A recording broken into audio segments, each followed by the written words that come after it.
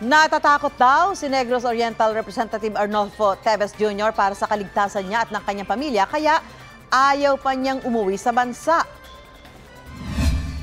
Ang pumipigil lamang kasi sa kanya, yun nga pong intel na may banta sa kanyang kaligtasan, pati na sa kanyang mga pamilya. Yan din daw ang sinabi ni Teves kay House Speaker Martin Romualdez nang tawagan niya siya ni Teves noong isang gabi. Kaya inatasan na raw ni Romualdez ang House Sergeant at Arms na makipag-ugnayan sa mga otoridad para sa seguridad ni Teves.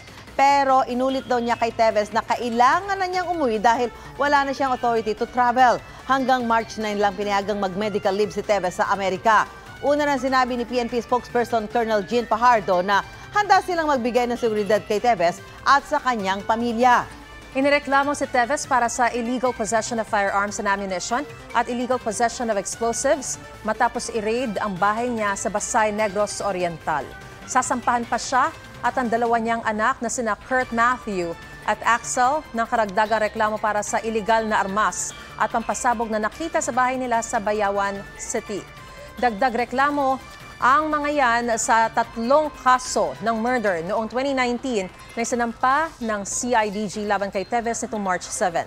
Nilinaw ng DILG at PNP na walang kinalaman ang raid at ang 3 murder cases sa pagpatay kay Negros Oriental Governor Roel Degamo. Isang Congressman Teves ay tinuturong mastermind sa pagpatay kay Degamo. Una nang sinabi ni Teves na wala siyang kinalaman sa pagpatay sa gobernador at handa rin daw siyang humarap sa mga reklamo sa kanya.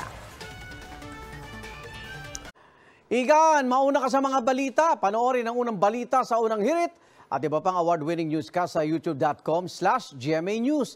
I-click lang ang subscribe button. At sa mga kapuso abroad, maaari kaming masubaybayan sa GMA Pinoy TV at www.gmanews.tv.